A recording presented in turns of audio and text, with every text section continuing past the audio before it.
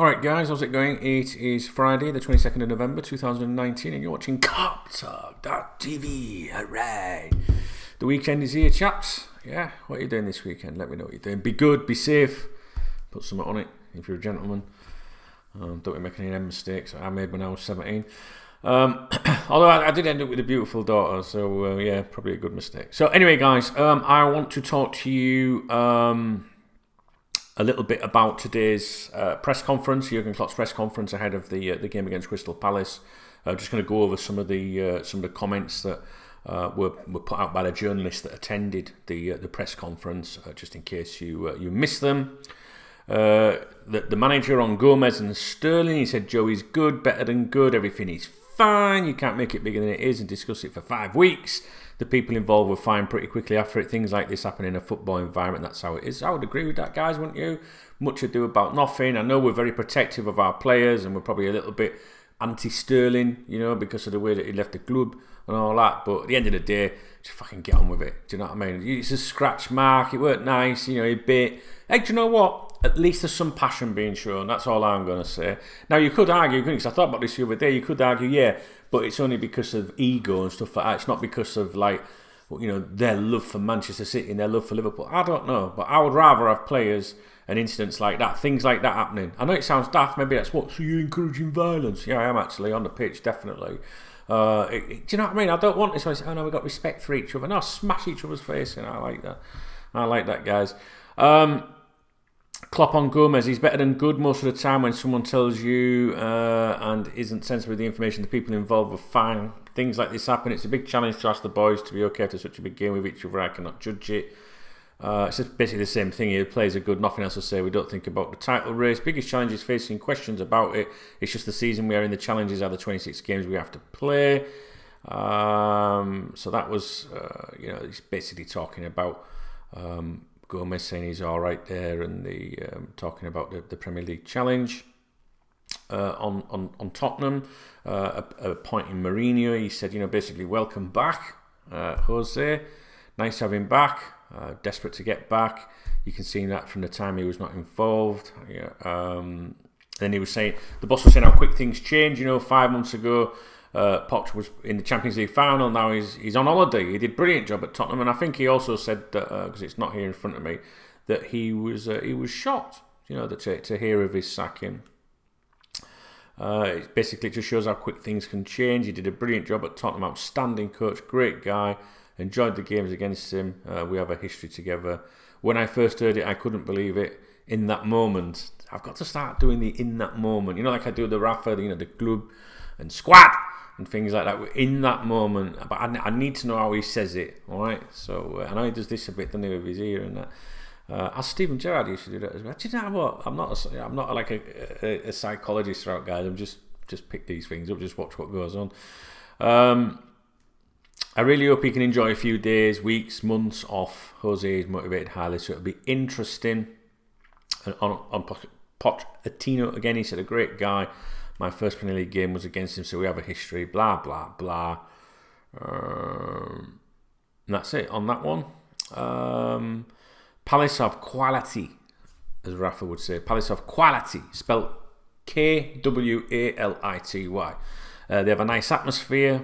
They make it difficult. It's a special place to go 100%. They haven't had a spectacular transfer window, but working together longer can improve you as well. A good start. They make it tough for everyone. Palace enjoy defending compact. They know, you know, they're a proper threat on the counter attack, and that makes it really tough. First one is Zaha, then Ayew. Very difficult to defend. We have to find solutions. It would be interesting. Talking about the new sports psychologist, there was news this week that you know, he appointed a new sports psychologist back in the summer, I think it was. And I think this guy worked with Allardyce and people like that, and a couple of clubs. Do you know what I mean? The name slips me. He said about 25 years ago there were no goalie coaches, no athletic coaches. Now the team around the team is bigger. Sports psychology is the next thing. It's a job to do what he's doing with the players. I'm not involved. It's completely confidential with the boys, which is right, isn't it, guys? I think that's good. That, you know, there was one time, you know, I would like, I was a bit like, probably like Richard Keys, if you like, not airy like him, and Andy Gray, you know what I mean? But what I mean is that dinosaur attitude of, psychology, sports psychology. And I kind of actually do believe quite a bit in a lot of this stuff now. This stuff can get in your head. I think we probably know that, don't we, as individuals, never mind the pressure that's put on these people. So I think if you can have a private conversation with someone, someone give you some belief in yourself, I think that's a good thing. I think he has his own office at Melwood, and I think he comes in a couple of days a week or something like that, this particular guy. He was a player and a manager. We don't have to convince the boys to speak to him. The boys enjoy him being around, basically. I think it's good to have someone to maybe not put their arm around you, because you know what us men are like. We're a bit like, we don't need that. I'm rock hard, I don't need all that. But I tell you what, since my mum died, I haven't had that sort of person in my life saying, come on son, sort your head out. Do you know what I mean? I haven't had that, and it's something I really miss when my mum not being around. Well, I really miss my mum not being around, but I do miss that support sometimes. Sometimes you need that little kick up your ass, don't you?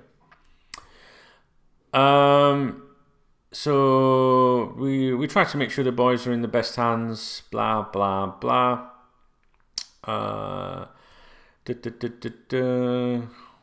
Klopp on injuries. Virgil van Dijk is 100% available because there was question marks over. He pulled out of the Netherlands squad, didn't he? But he said he's 100% available. But it's the time of year when players go out of the squad overnight with other things like feeling sick. Obviously, Jordan Henderson might be referring to there.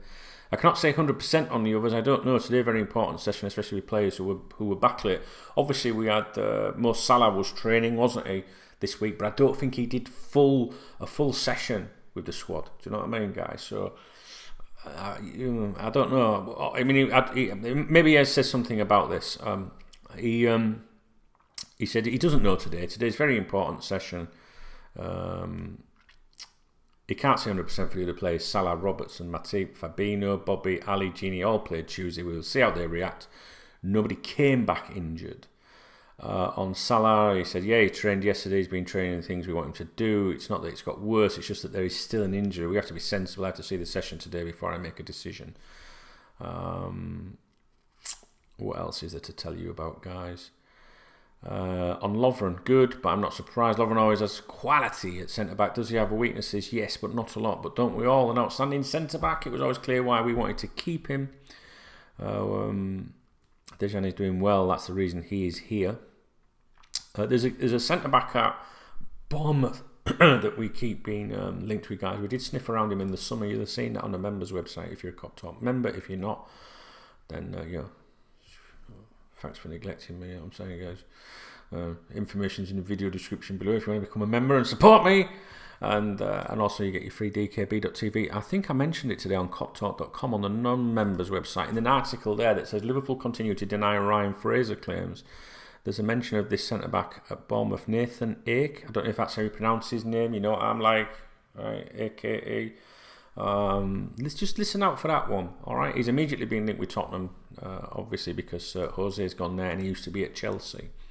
I believe that we sniffed around him late in the summer transfer window, so just listen out for that one. All right, just to mention that while we're discussing centre backs, because Dejan Lovren probably won't be around for forever. On Shaqiri, he says he just has to train, no other reason. To get the match fitness takes time. He trained this week. Apart from that, he should be completely fine. No need to rush it. It's intense for him at the moment. On the speculation surrounding his future, Shaqiri's future, he said, why should I talk about something that's outside? We spoke earlier in the season. He wasn't playing as much as he wanted to. Speculation is speculation. Completely fine here. Situation. Of course, he has a future here, and obviously we'll be hoping to see him more involved now once he's fit, and because we need to rotate things a little bit as the season's progressing. I really like Shaqiri. He's an important player. It's about getting the intensity back. The most intense period is coming up now, and hopefully more people will be ready for that. You will see him on the pitch 100%. So that's basically, guys, I think all that was really said today. On the schedule of games coming up, he said after 4 years I should be used to it. We just have to find solutions for specific moments. We have to make sure they're all in top shape, and that when someone starts, they're ready to deliver and show their skills. And that, gentlemen and ladies and gentlemen, is how we will end things with regards the comments from that press conference. That's the first time I've looked at what the comments were. I was actually in the bathroom having a didgeridoo when Michael Knight threatening bit. What? You get the message. And my phone was going off when the press conference was underway, but I didn't pay much attention. So there you go. Just wanted to go through it with you guys. All right, guys. Listen, I want you all to have a great weekend. Be good, and let's hope we get the result tomorrow. Really looking forward to the football being back. So excited. I miss my weekends when the football isn't on. All right, guys. Take care. I'll speak to you soon. Hooray.